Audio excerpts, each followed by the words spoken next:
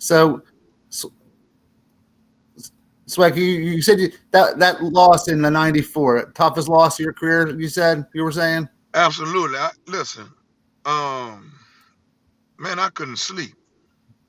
When I tell you, it was days before I could just really sleep. I mean, that was devastating. We had just beaten them people to death in Baltimore, and we really had to have some unfortunate situation to go against us for us to lose that game, and it did. It lined up for them, and in fact, Coach Richard, Dave Richard was the head coach. That's one of my favorite coaches. Was the coach at the time of Vancouver. But yeah, man, looking back on that, I couldn't sleep. I could not sleep for some days, and it was so rewarding to come back and we beat Calgary. We beat a good Calgary team in the Grey Cup in '95. So it kind of like made up for it, but it's still one of the bitter times in my life losing that Grey Cup in '94. I don't know if you can see the visual there I just put up on the screen there, Yep. the Grey Cup. And again, it was just so bittersweet. Again, you guys were gone, and I think so many yourself had another shot at trying to make it in the NFL, and with 16 players from that team ended up getting a shot at the NFL that season, wasn't it? Something along those lines. But Yeah. was there a better time in your career than those 2 years in Baltimore? No, it wasn't. Again, playing in the States. And being one of the ones at that time to have played in Canada. And I enjoyed my time in Canada also. Let me make that clear. No, But absolutely. but for it, not having to change my money over and just making American dollars, that was huge. So that was like, wow. In fact, when I went to the Saints and I got released, the last cut, man, it was no question. Had the team still been there, I was coming back to Baltimore. I'd Right. act like I was going somewhere so I can bump my little money up, but I was coming. But I was coming back to Baltimore.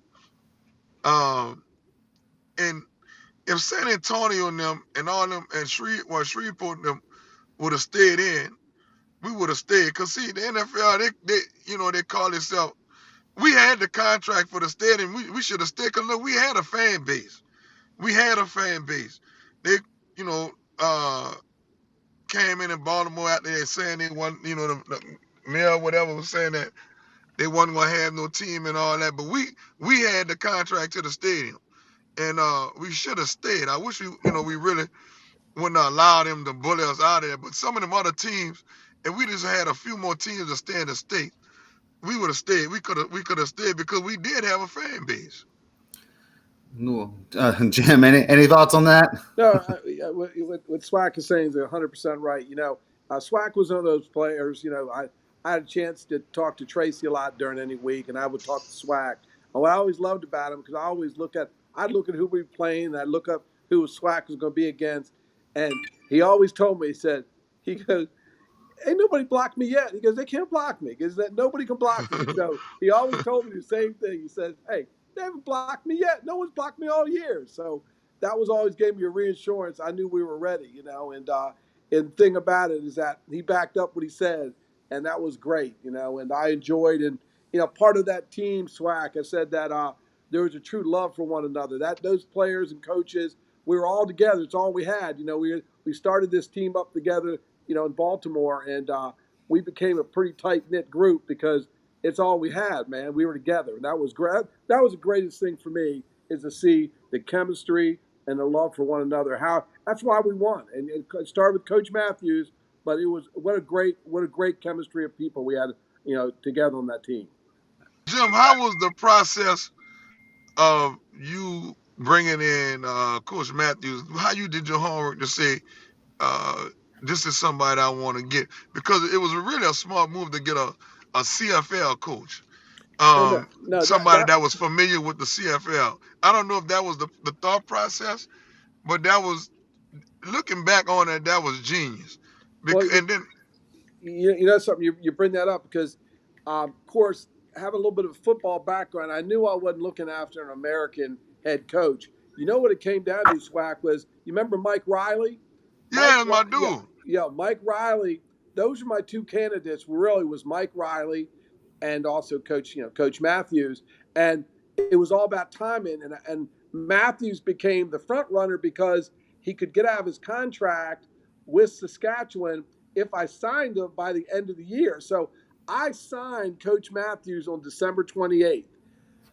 That's 2 months or a month and a half before I even got the franchise. So I had to take the chance, but I knew at that point, the CFL had granted me the franchise as long as I got a lease to be able to, bring the team to Baltimore. So on really December 1st, the league said you can get the franchise, but Mayor Smoke had not given me the lease yet.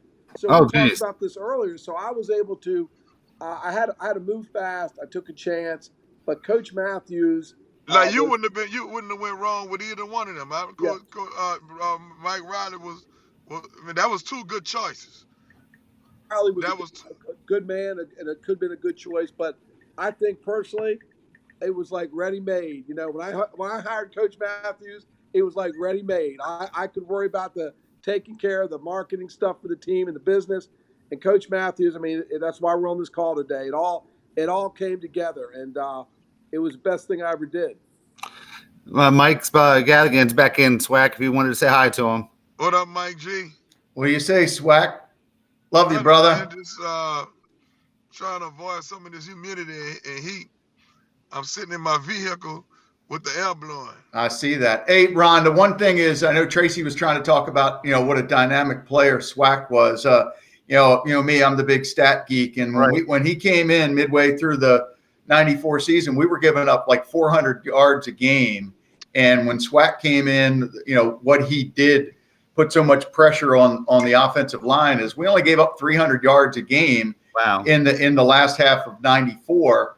And then in 95, I mean, he had 18 sacks and there's a lot of great video of SWAC pointing up to the press box to make sure that Dan O'Connell, our head stat guy, got the sack down there, because I remember SWAC coming into my office, every Monday morning, like, Mike G, man, I had a sack and a half, not one sack. We got to go to the league because I got to lead the league in sacks. So it was never a dull moment with Elfrid, SWAC, Payton, but he was a phenomenal player. I know folks that are here in Baltimore that might be tuning in on Facebook Live. He was Terrell Suggs before Terrell Suggs. That's the kind of game he had. That's what he brought to the field. He was that type of player. I mean, second in all-time CFL in sacks. I mean, that just tells you what kind of player he was.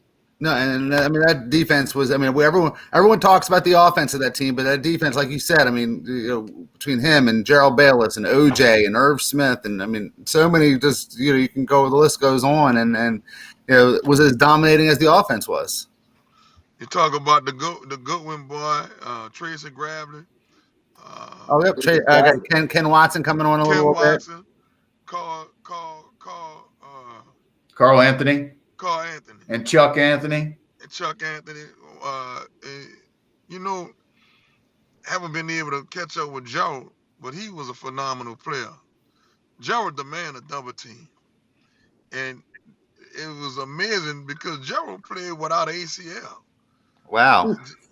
He didn't have ACL. He strengthened his quads and his hamstring up with he was a heavy squatter. He did not have an ACL. That's why he always played with that brace. But he demanded a double team in the middle. And when I think back on that defense was stifling. And then Lester Smith came in that year, and he kind of helped solidify that. And old Doug Kraft came in in 95 too. But those Irv Smith was playing corner. And even Grant Carter came in. Grant Carter, yep. Yeah. I talked to all of them for the book. Yeah, all underappreciated, not underappreciated, but they just didn't get the same attention. But all great contributions to the defense. Yeah. Just with this pandemic and stuff that's going on, that slowed stuff down. Yeah. It'd have been good, for us to get together. Yeah, We no, got the to do it SWAC. again. We got to do it again. I'm not gonna miss it because I picked SWAC up at the airport in the 20th. I picked SWAC right. up, and then Mike Pringle came in at the same time. Yeah, My younger daughter, who's in.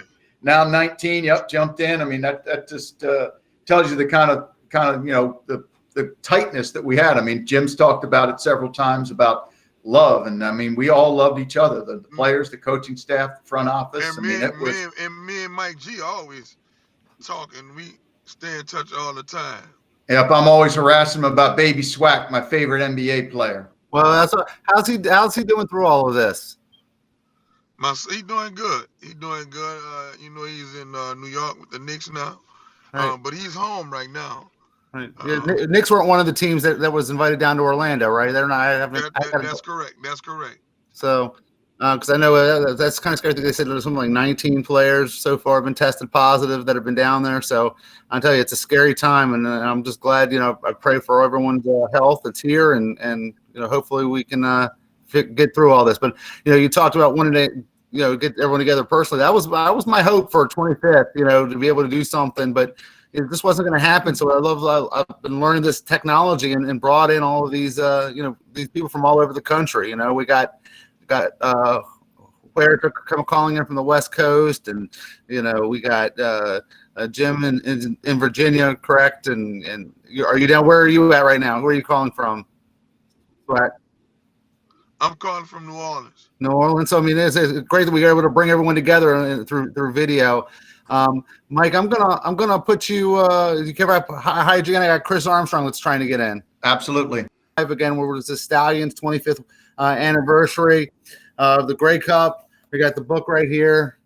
Brief history of a CFL champion franchise. I got great number 81, Chris Armstrong right here. I'm going to try to bring in SWAC Payton back in. So hold on. All right. Are you there? Can you see me now, SWAC? I can see you. All right. Do you see Chris? Don't see him. All right. Hold on. I'm going to bring Jim back in too. Hold on. So how are you today, Chris?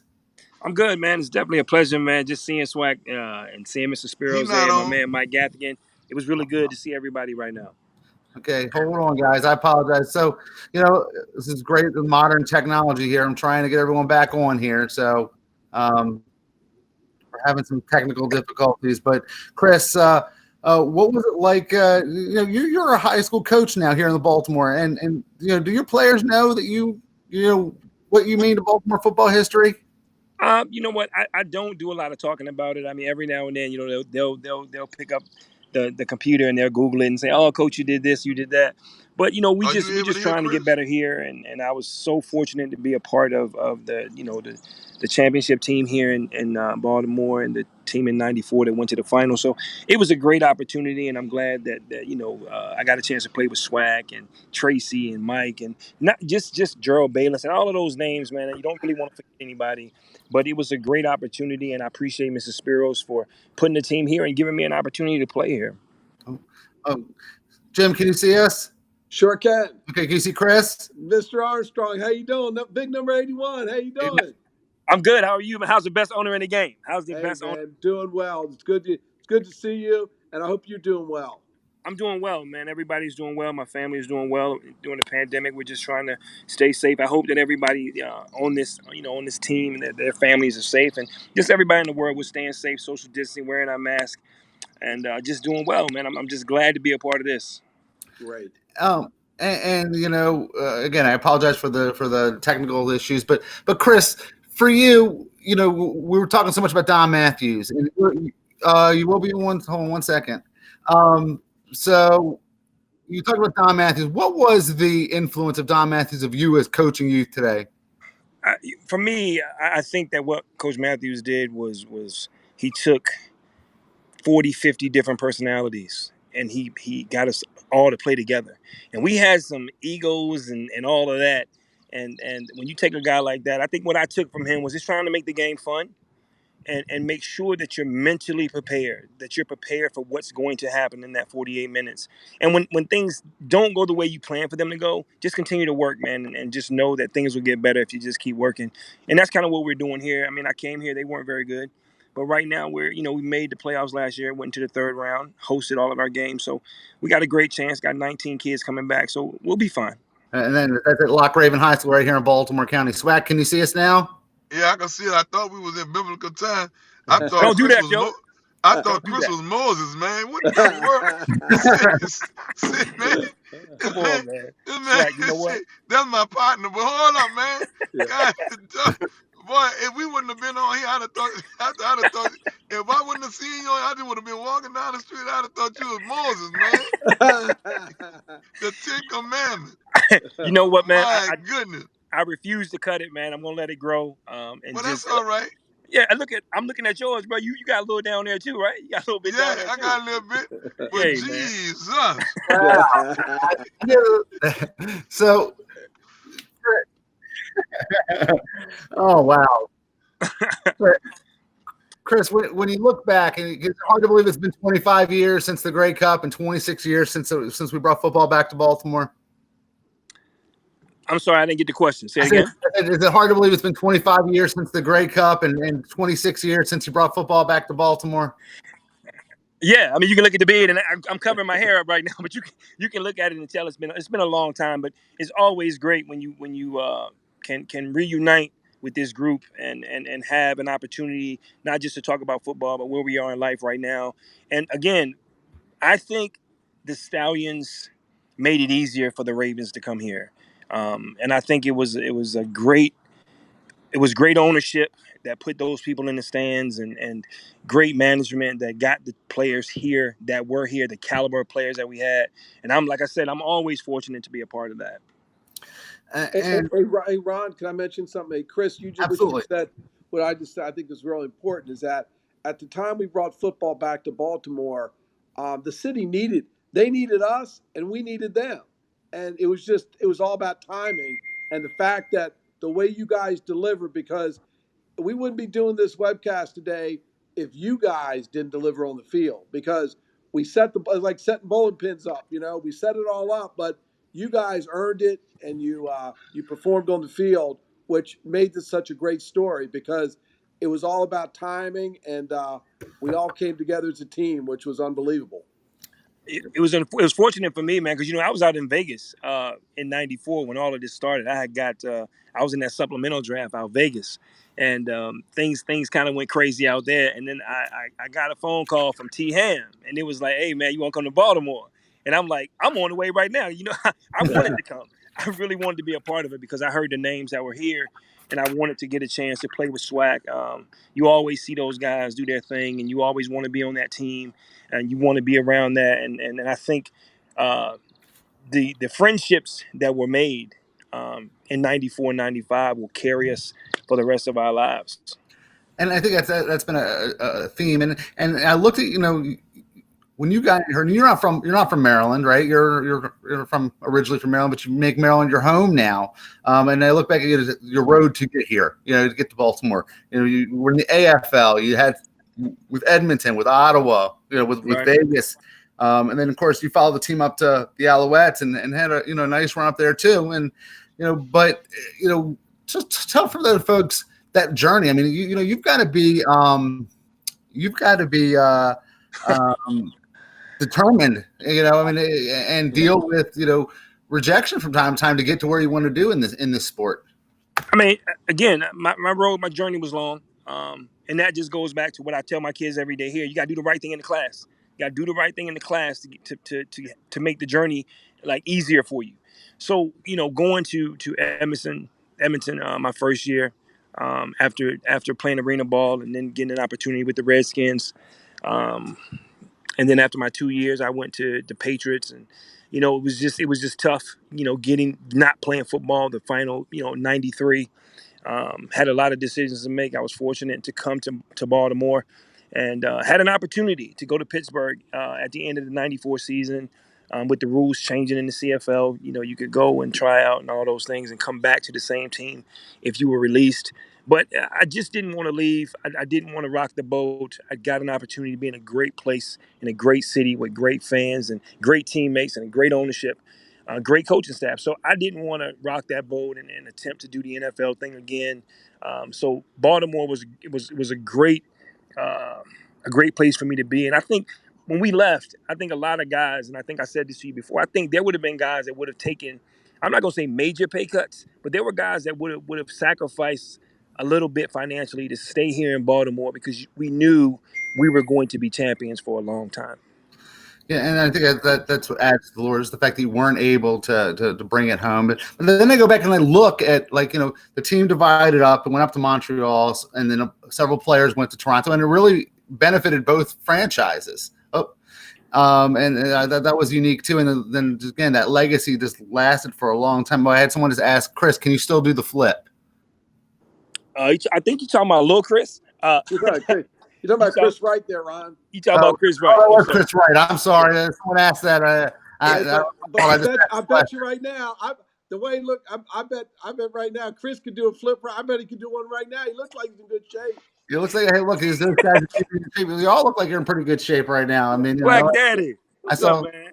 So, but you know, this has been really awesome. And Jim, are you still good to stay on as long as Jim seems like you're good? Or you got to go, or yeah, you know what? I'm gonna let you guys know something. My son, I got to make a run because my son last night came over with his fiance, and they told me that they're going to be having a son or a daughter in December. They let me know last night. Awesome. So I'm going to go visit. It'll be my first grandchildren. So my oldest son, Jimmy, is going to have a baby, and I just found out last night at 12 o'clock midnight. So well, that's awesome. Congratulations, Jim. Before you go, Jim, I want to say, man, you look good. Yeah. You don't look a deal. You really look good, man. I'm happy to see you. Well, I feel good. You know what? And we're going to do something else because you know what? Ron put this together. I read this book. It feels like it was yesterday. And I'm going to work with Mike Gaffigan and Jim Pop and the crew here. And Ron will be involved. But we got to get this group back together again, man. Well, we love it. Jim, I appreciate it. You were only supposed to stay on for 15 minutes. You were here for 2 hours. So I appreciate it. Go see your son and congratulate him with the grandchild. Yeah. And, again, I can't thank you enough for everything you did to help me get this book out there. I'm going to bring in Neal Fort next. Good. You guys have a great day. You're special, man. Love you guys. You do as well. Love you Good to too. see you again. Neal Fort, offensive lineman for the Baltimore Stallions. Welcome. Again, we've been kind of rotating here. You're here with Chris Armstrong too. I got Jim Pop coming on in a couple minutes. So, but Neal, welcome. And again, like I told everyone else, hard to believe it's been 25 years since the Grey Cup championship. Yeah, it seems like yesterday, just hearing all these stories. It was such a good time. And yeah, it just seems like it was yesterday, but yeah, it seems like just time flies, but it was a great time. For you, I mean, and again, look at the cover of my book here. And, you know, it's the offensive line. And I think, you know, so much talk about those teams was Chris and SWAC and Tracy Ham. But, man, I look at that offensive line, you and Shar and just all the bodies up front. That was an NFL. That was an NFL line, offensive line. And, I mean, it's just as dominating offensive line as there was in the league at that time.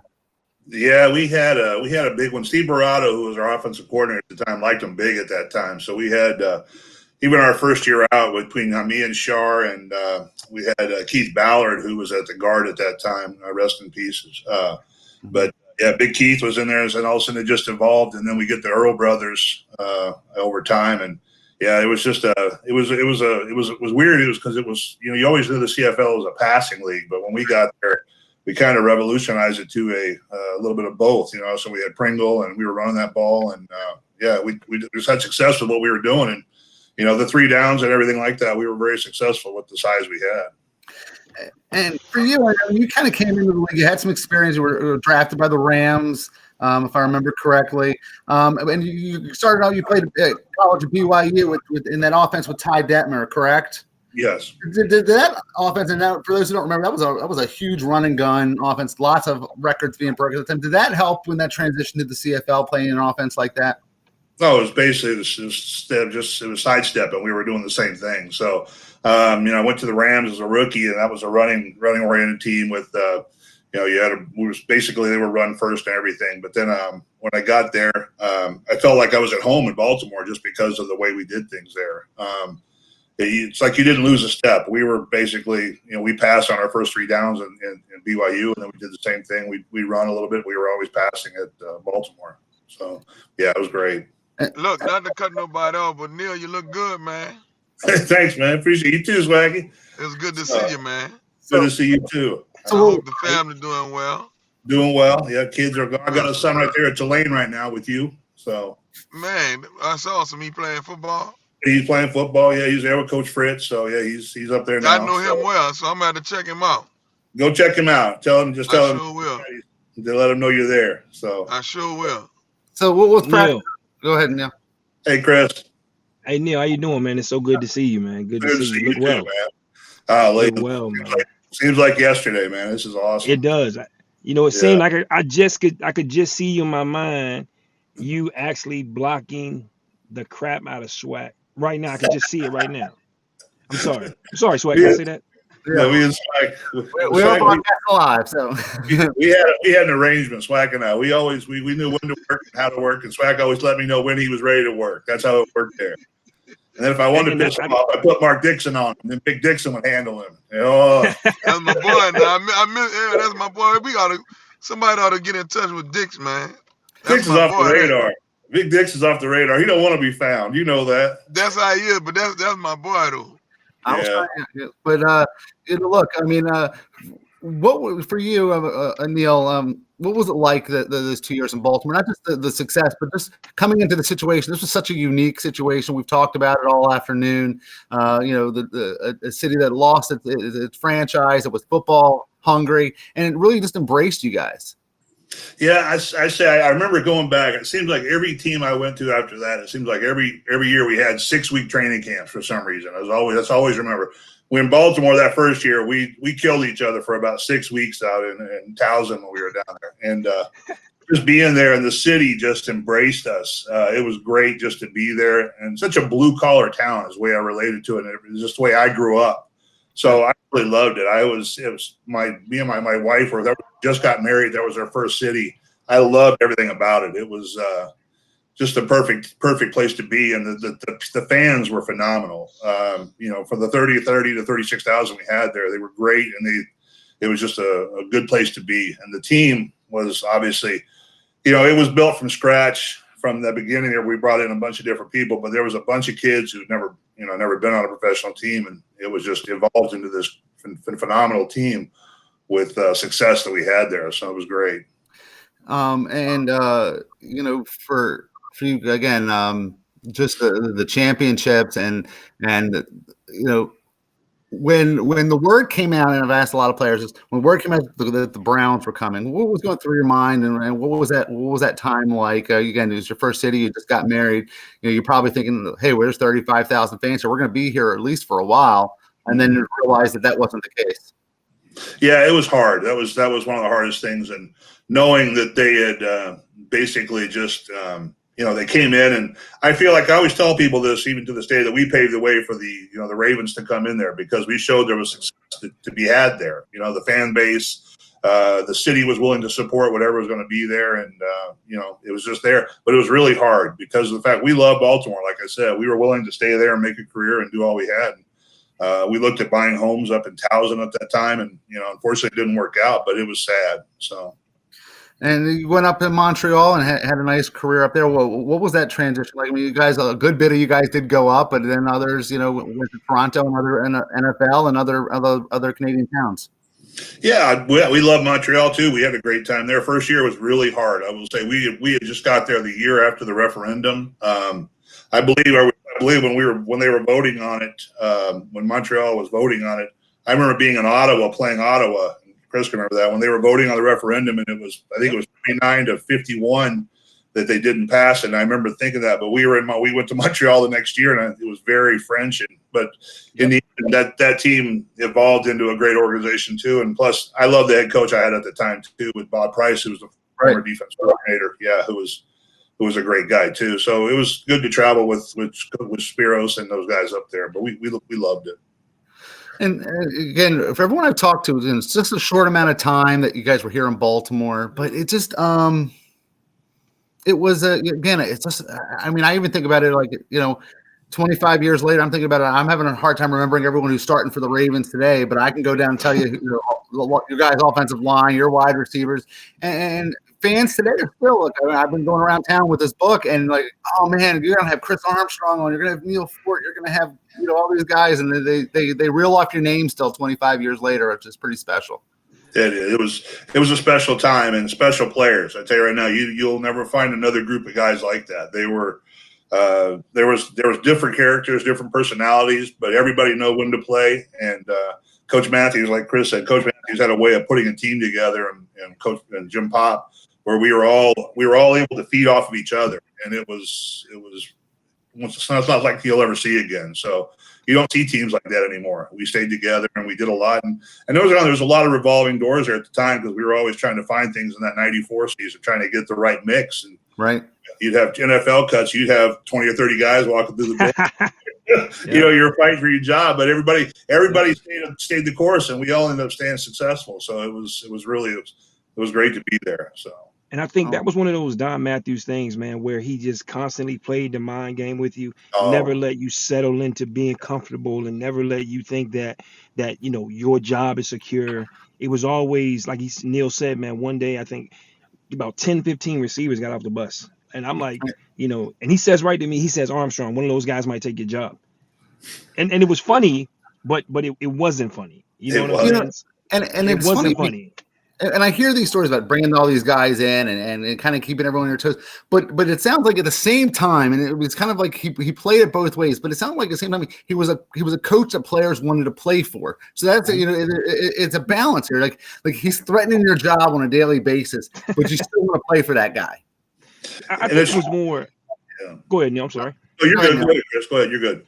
I think it was more like I don't think that Neal Fort ever thought that Coach Matthews was going to replace him, because Neal did exactly what Coach Matthews wanted him to do. When it's our time to work, he wants us to work. But if it's not our time to work, he gave us the opportunity to talk on the side or do, have sidebar conversations. But when it was all, inside run, Neal Fort needed to be ready to go, not still holding that conversation. And I think that's one of the things I remember about him, just him giving us days off. Remember those 6 weeks in Baltimore when we were really getting it. It was 100 and something degrees out there.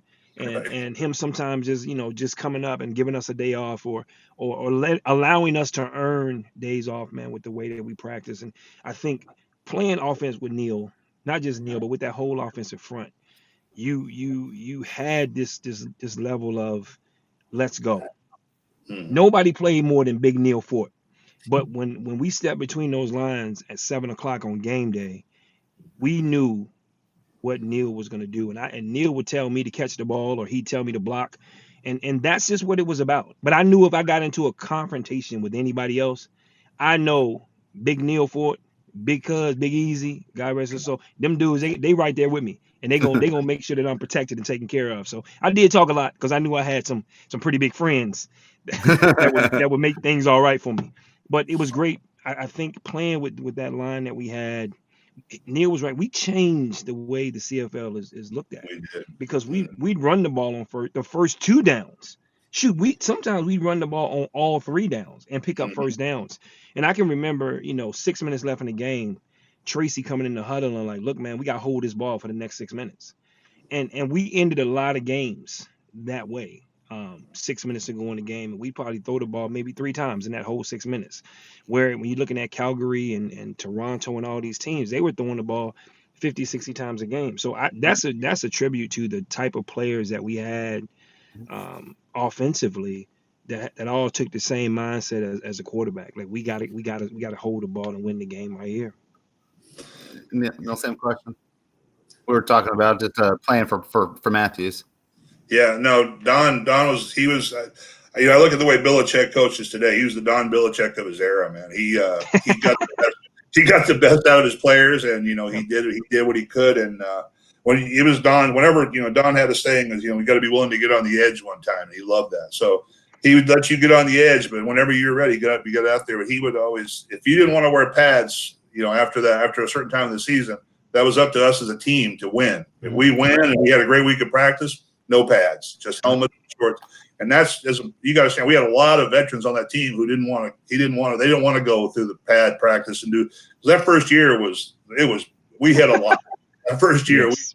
I remember we went out to one time to York, Pennsylvania. We had a scrimmage out there. I swear we scrimmaged for 5 hours that day. Wow. It was 115 degrees and the grass was about 12 inches high. And it was like, oh, what am I doing here? But then we slowly got into it. But yeah, he was willing to work with you. He just wanted the best for you in order to win. And when you did that, he gave you perks of no practice, days off or no pads.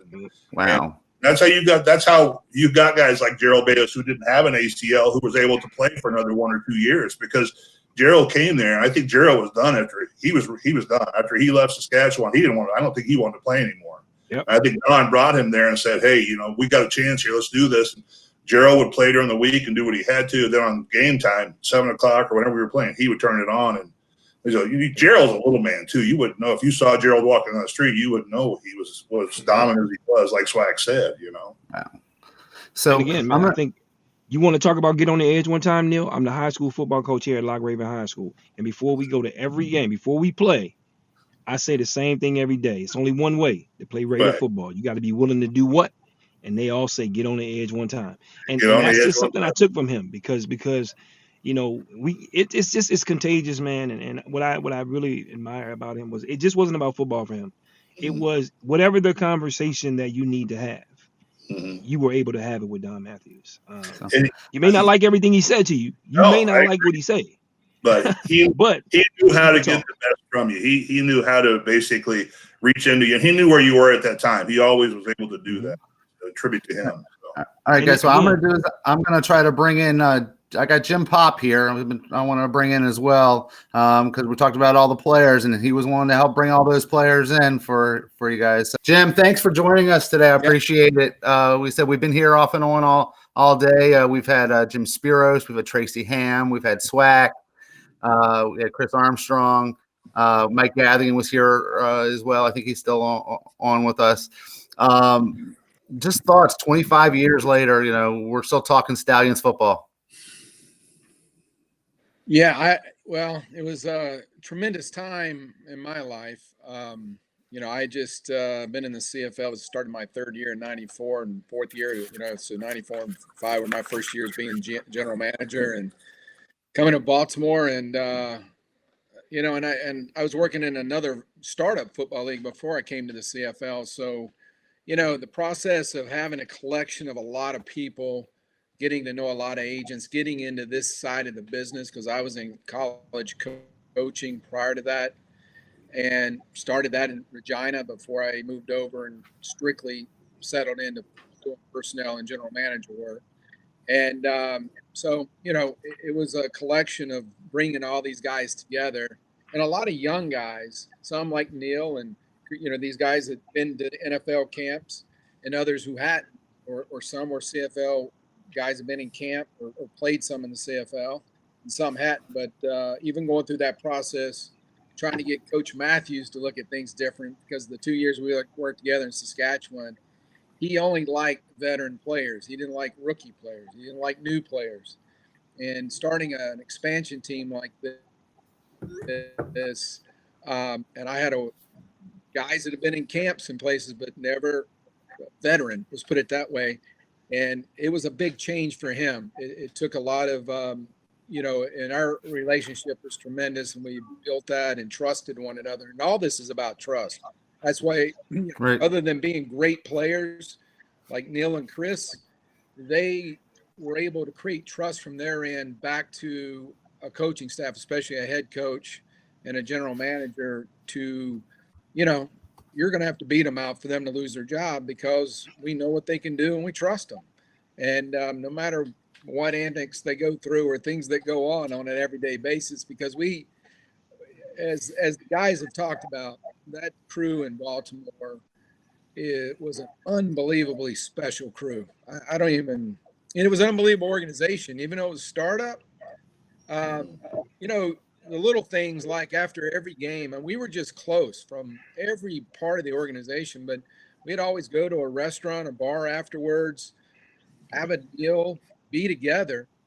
And then, after we were together for an hour or two, after most of the time a victory, then everybody went and did their own thing. But we were all together from top to bottom, and it built an unbelievable bond for us to have the success that we have. Man, I hear you say, Pop, how you doing, man? It's Chris Armstrong. Good to see I'm you. doing You look good. well. Yeah. I tell you, man, there was one young cat, man, that the Goodwin brothers. Yeah. It would seem like at sometimes that that Matt Goodwin could just defensively just take just playing with SWAC and OJ and all of those guys, Irv and all those guys. He just seemed like sometimes he would just stand out, and I'm standing on the sideline like, wow, this kid is only, what I'm saying, he's a baby, like he is a true baby. So when you talk about, you getting Coach Matthews to trust and bring in young players like that, like the Goodwin brothers are truly a very good pick that you made, and it's amazing that they fit right in.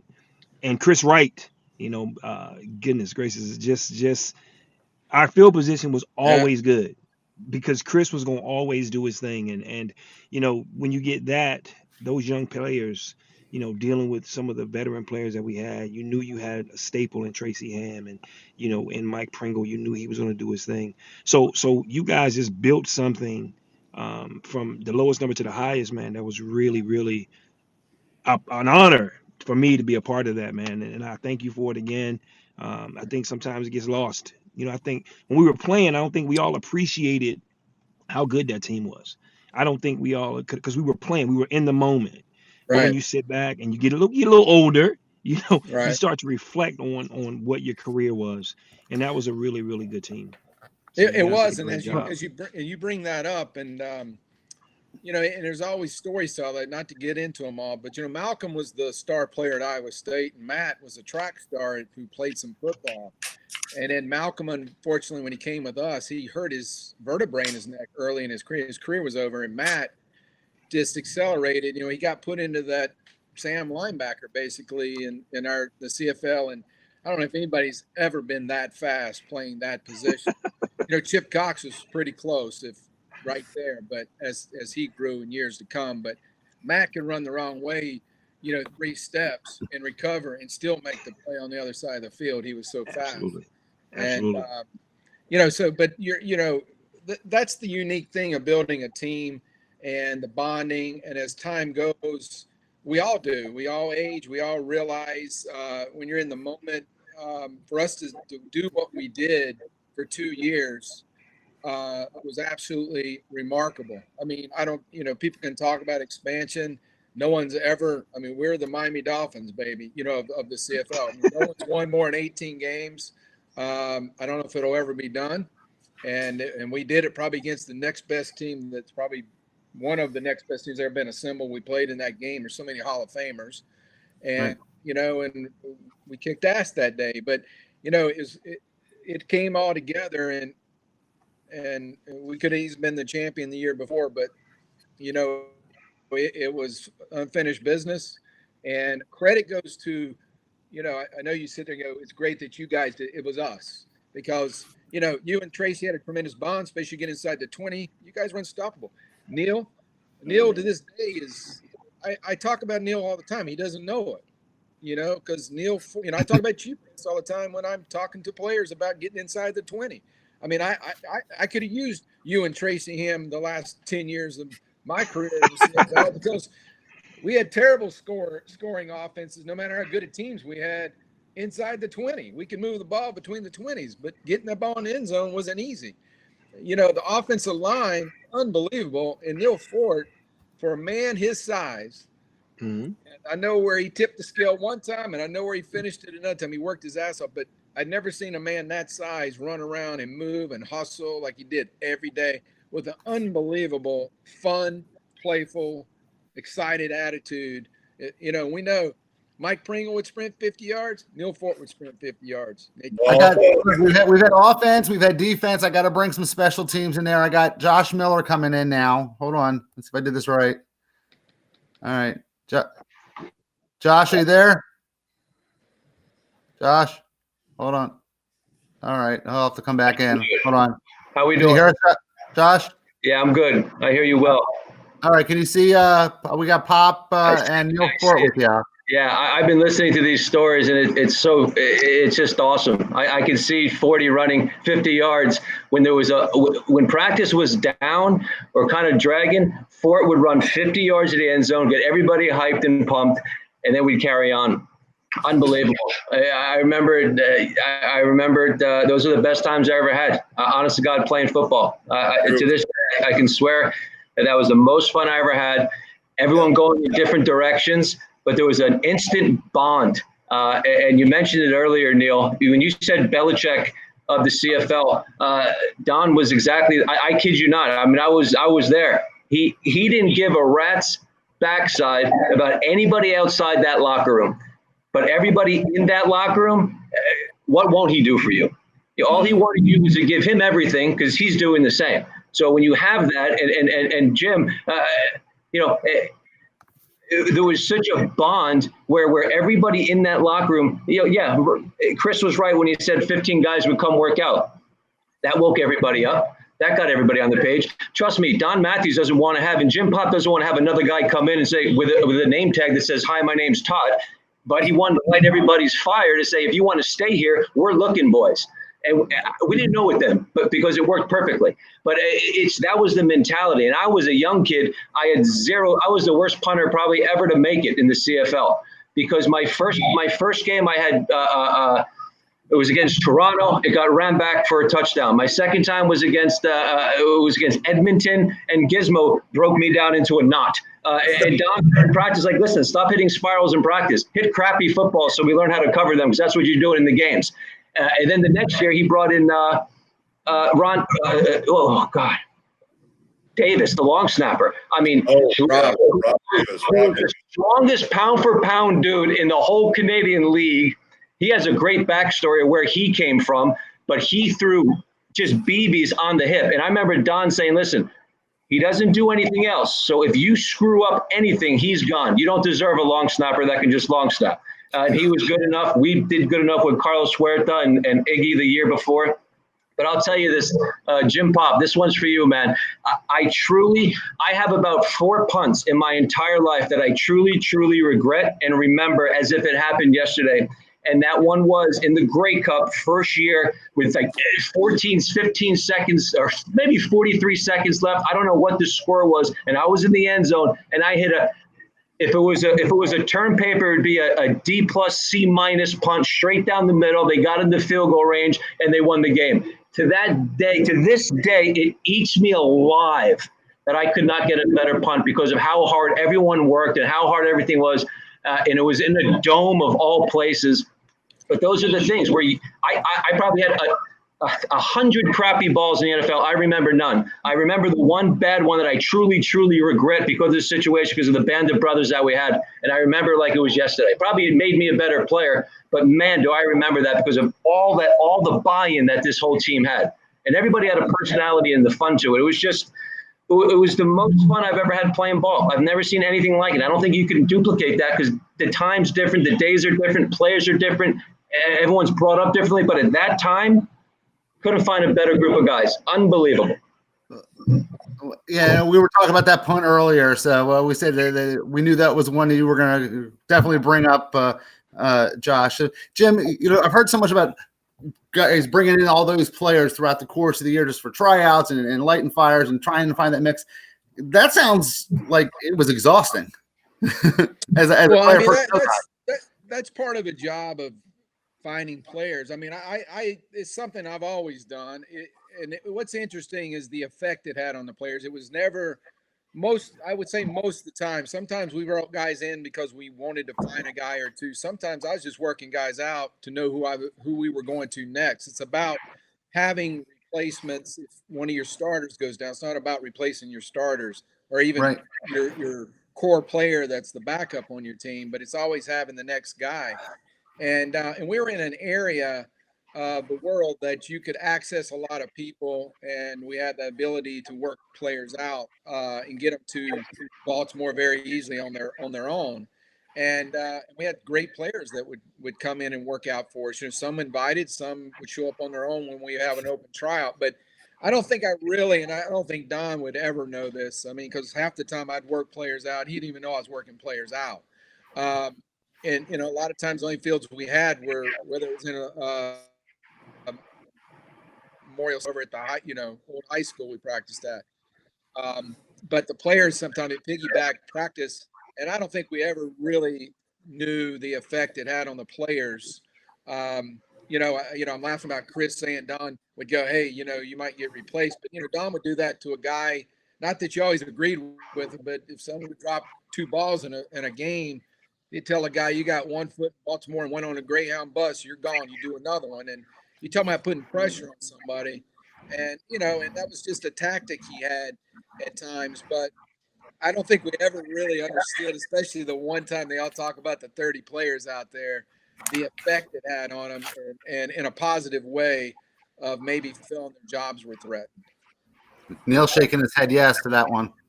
It was just the way it was. I mean, it's just it made you be a better player. You felt like you had to rise to the challenge, which is that's what sports are. It's no different than training camp, but we had the luxury of doing it during the season because we had, like you said, a lot of players in that area. There's a lot in that area, so it was really good. And I play with that type of pressure. I love to have somebody thinks that they can take my job, and then that's fine. I'll prove you wrong that you can't, because that's just who I am. So, and I realize a lot of those teams are survivors. You got to understand, you got kids who had been cut, like you heard Armstrong. He had been to 6 different teams before he got there, so he knew what he had there when we got there. And so, a lot of these guys had been released and never played a team, and never had a chance to play with the team. So we were very fortunate to have those opportunities, and bringing 8 or 9 linemen after an NFL cut was just the way it was. And, if you were good enough to be there, you played hard and made it work. So, Positionally, though, the leaders in each position is what does it. I mean, you go to each core group, there was a leader there, and they kind of dictate. It wasn't so much the coaches having to do anything other than do their job, but the players and the leadership on that team drove that team. And that's what's lost in so many locker rooms. There's so many people that are, they come into the league and they're instantly supposed to be a leader, but they haven't been there for more than 20 minutes. How are they supposed to lead? But they had veterans in there and leaders in there, and that's what drove that team. I mean, my God, how close was that team though, Neal? I mean, it wasn't, my biggest thing was I love old linemen. That was my group. I mean, in college and in high school, guys and the Earl boys. I mean, you'll never see a 2-headed monster like that again. But what they brought to the table as far as joy from day to day, going to work and just loving the arguments, the fighting. Before games, we had skits. I mean, who does skits before games? But it was just such a loose group. But you had to win, or you're going to change everything. It was just such a great job, orchestrated all the way around. Yeah.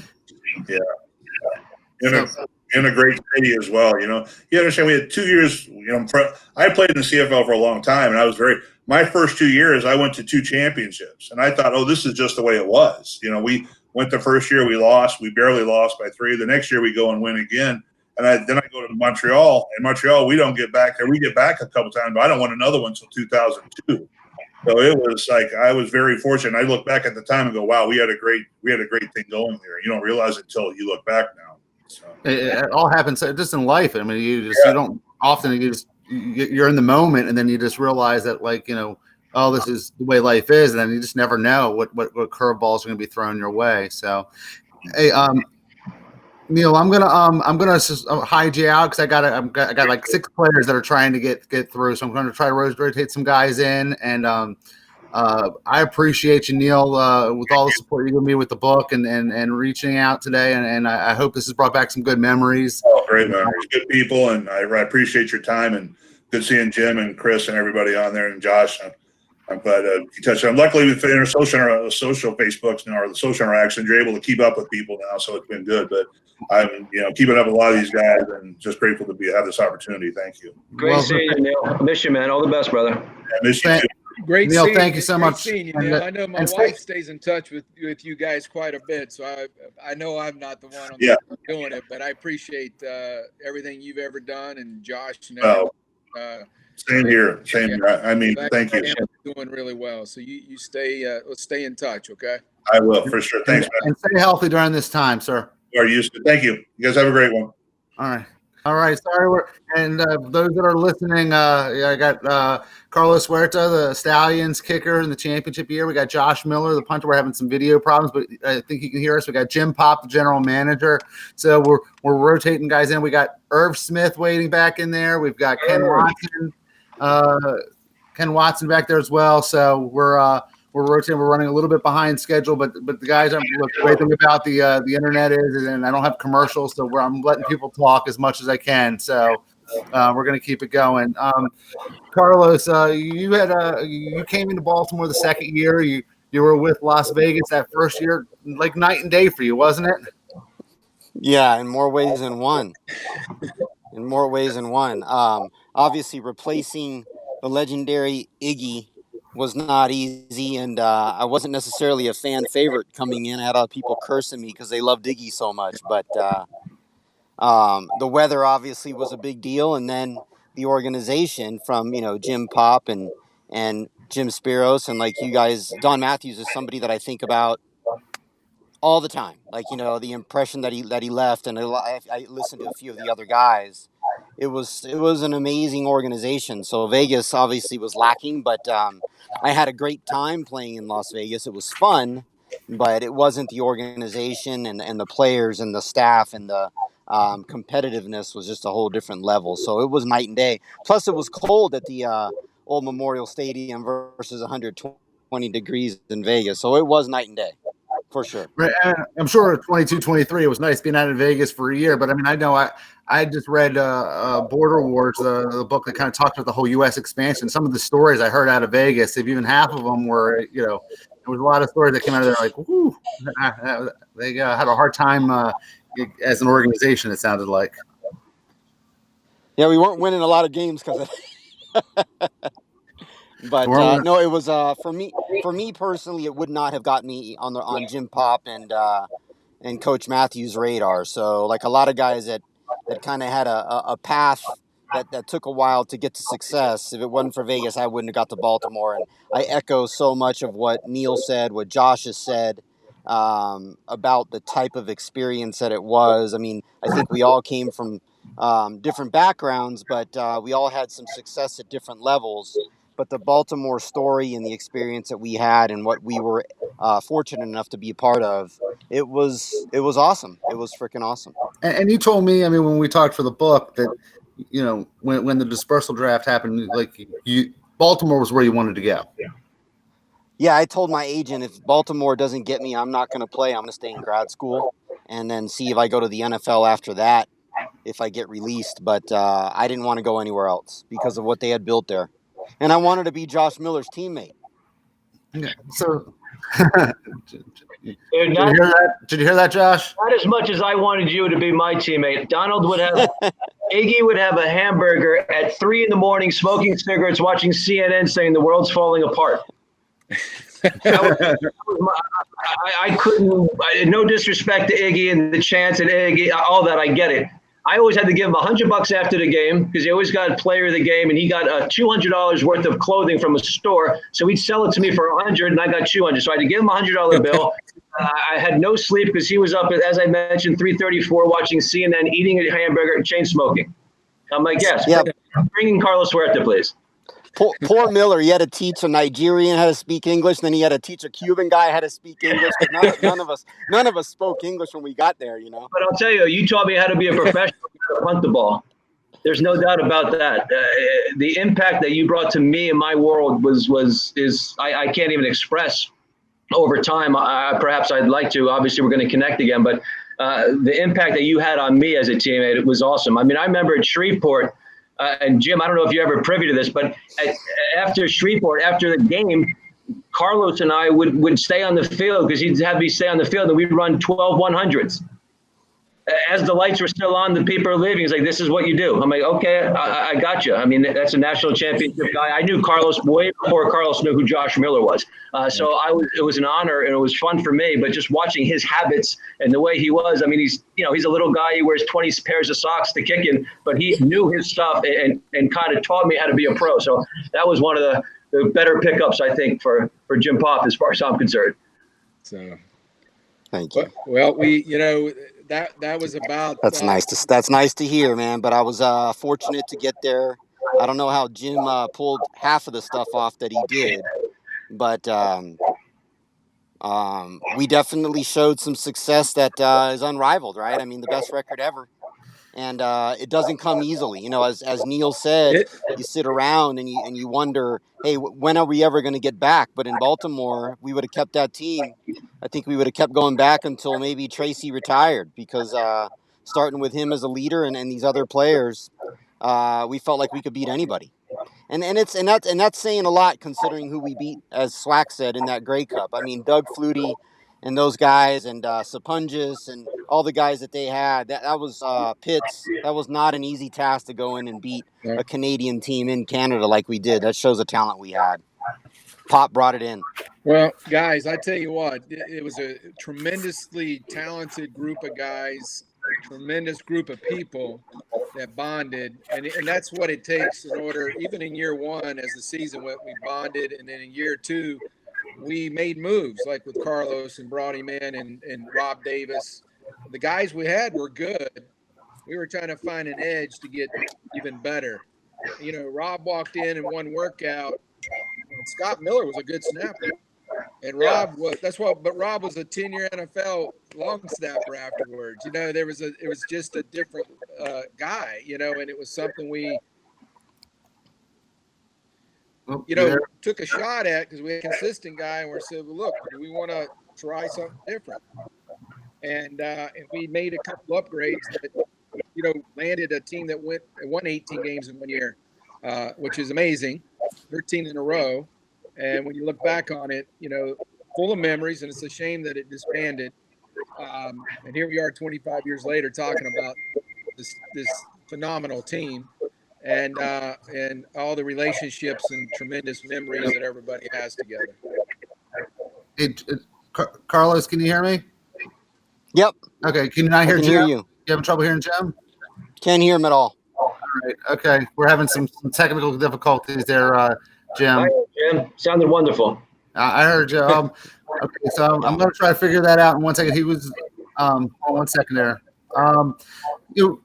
Jim, and while I'm working on this, you were telling, about the success you guys had in Baltimore. You went up and you ended up in Montreal for all that time. And of course, you had the won another Grey Cup there in Toronto. Did you ever think you'd end up, from Baltimore, end up in all that time in Montreal, and what was that transition like for you? Well, as Neal talked about it, the first year was very difficult. I mean, we get up there and it was thrown together. I mean, we didn't even start up till maybe that February, March. Thrown together. The draft wasn't far away. There ended up being disbanded of all the veteran guys from the U.S. teams, a draft of that too, and and having to pick up that. I mean, the CFL became extraordinarily stronger because of the teams that retracted and brought all the talent back into all the teams in Canada, and it was strong for a long time.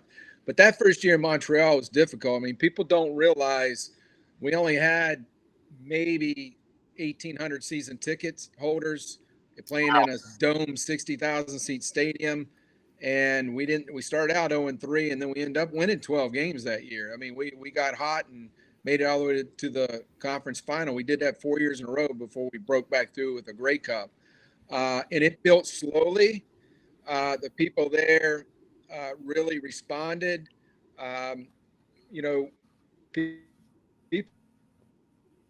People like who came, to that team, like Tracy and Mike Pringle and all this. I mean, interesting thing, I was a young person, young man too, and a lot of our families grew up together. People started having kids, right? Started settling in together, and we're all close to this day. Our wives are, at least. If even if we don't talk to one another just because of the way things are, especially for me in the business world. But I tell you, it's really interesting how my mind always works, because when you have, I've been fortunate. I've been to 11 Grey Cups as a general manager. That's unbelievable. And Hadn't won as many as I'd like. Won 5, but that's a lot. There's not too many that won more than that. But at the end of it, when you look at championship teams, you always seem to relate everything to those players that performed in those big time games. And there's so much I go back and relate to all the time about our team, about Baltimore, and even on a personal level. Those were unbelievable years for me, my 2 years in Baltimore. I loved it. I loved living in downtown in the harbor. I met my wife, who ended up coming to Montreal. We got married, and there's a lot of those stories, that we all have. I know Josh met his wife too while he was there, and it's just remarkable the things that we accomplished together. And Josh, you got a daughter that's coming to Townsend in the fall, right? Is that true? I am. She's I married a 5'3" little Italian fire plug that was I met when I was in the Canadian Football League, of course. And we have kids. We don't have tall ones, but we have kids. And one of them a track athlete, and she'll be going to Towson. And I couldn't be happier because there's a great group of guys there with Gath and the boys. So Crowley, I mean, I'm excited. He's AD there. I mean, he can throw his weight around, which I'm sure he did to get her in there, because she's. We're not splitting atoms here in the Miller family, but however the case may be, she's going to Towson. She's going to be she's going to have tackling, which is exciting for as a father to be able to watch a child perform at a higher level. So it'll be a lot of fun, and plenty of reasons for me to come back down there. Well, that's alma mater, and I teach there part-time as well. So we're looking forward to having her at Towson. It had to be good for you just to come and see the campus after all those years.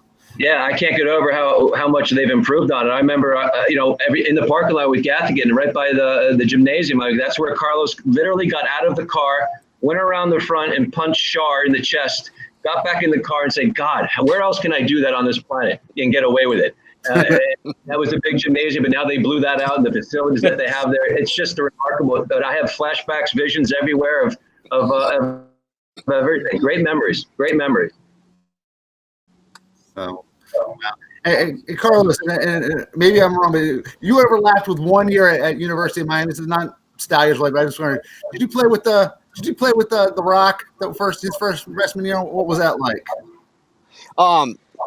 Well, he wasn't the Rock back then. He was a guy. It was just Wayne. I know. Yeah, he was just he was a freshman and worked real hard and had a great attitude. Never could we have imagined he'd become who he has.